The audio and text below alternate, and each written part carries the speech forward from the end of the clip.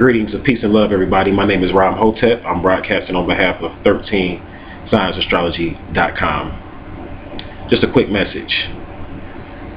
We're all on different paths. We're all on separate paths.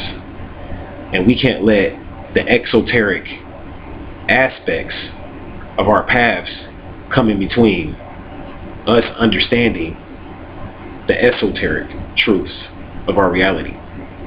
You see, every path has an exoteric aspect as well as an esoteric aspect. There's an exoteric aspect to Christianity. There's an esoteric aspect.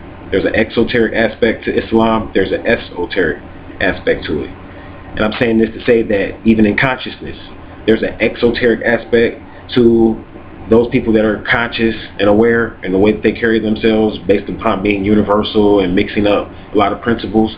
There's the exoteric, and then there's the esoteric aspect of consciousness. So what a lot of people do is we get caught up into the exoteric. So if a person doesn't fit into our little box of what we perceive on an exoteric level, if they're not dressed a certain way, if they're not wearing a certain type of garment, or they don't look a certain way, if they're not a certain race, then we dismiss that person because we're caught up on the exoteric or the exterior. And we need to look into the esoteric. Because when you look into the esoteric, that's where everybody's united at. See, we're all one, but we're only one on an esoteric level. Just like our religions are one, but only from an esoteric perspective. Christianity uses beads. Hebrewism uses beads, prayer beads. Islam, they use prayer beads. Christianity, they use prayer rugs. Eastern Christianity. Islam, they use prayer rugs. In Hebrewism, they use prayer rugs. So certain things like prayer rugs and beads and the crescent and the star and the cross, these are all symbols that you can either look at from an exoteric point of view or you can look at them from an esoteric point of view. And the great thing about when you start to look at things from an esoteric point of view, it makes you a universalist, makes you a universal person, and it brings you friendships from all different avenues. It opens you up to being able to have opportunities for friends to come into your life from all different walks of life when you deal with the esoteric aspect. So just because you're conscious, you want to learn how to look for the truths in all the different religions and show these people that are your friends that are Christians, your friends that are Muslims, show them that they're all saying the same thing. Show them where the cross came from. Show them where the aunt came from. Show them where the ritual came of drinking the wine and when they talk about the blood of Christ and drinking the wine and all that. Show them where these things came from. And when you show them the origins of things, then that's how you get into the esoteric aspects of truth. Don't cut your friends off. Just because you're conscious, you don't want to just clip off people that could potentially help you, that could potentially bring you abundance, that could potentially help you to get closer to fulfilling your spiritual contract. You don't want to cut off those people.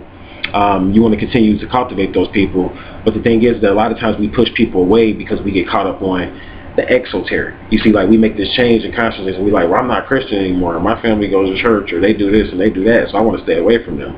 I understand that, but at the same time, you still have to first show them the esoteric aspect. Give them an opportunity to see what you're doing first before you just clip them off. Give them an opportunity to embrace what you're doing. And that doesn't mean you're not going to be rejected. I mean, people are going to still reject you, like, oh, I don't care if you're saying this all comes from the same religion, so what, you're a pagan, you believe in many gods, you're a polytheist, get out of here, you're going to go to hell, you're going to burn in hell. Some people are going to think that. But if you keep an open mind and you stay open, you're going to attract, I got friends that are Christians, Muslims, Jews, Buddhists. I got friends in all walks of life. I have friends that are Irish, European. I have friends that are Nubian. You know what I'm saying? I have friends in all walks of life. I have friends that are Chinese, Japanese.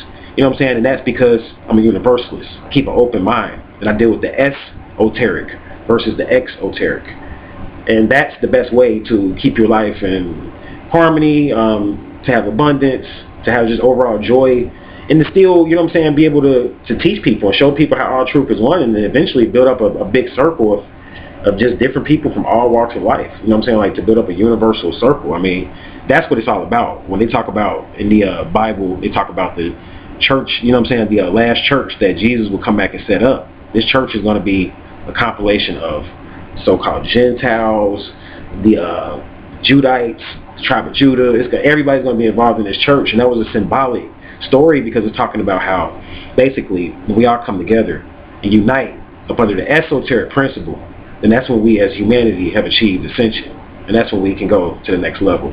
So don't cut your fellow brother or your fellow sister off because of their beliefs, whatever it is. Let's all come together and find the commonalities in what we all agree in and what we all believe in. Find the things that we agree upon and focus on that.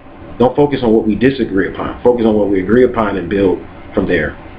So I hope that helped. I thank you guys for listening. I thank you guys for watching. And until we meet again, I'll leave you in peace.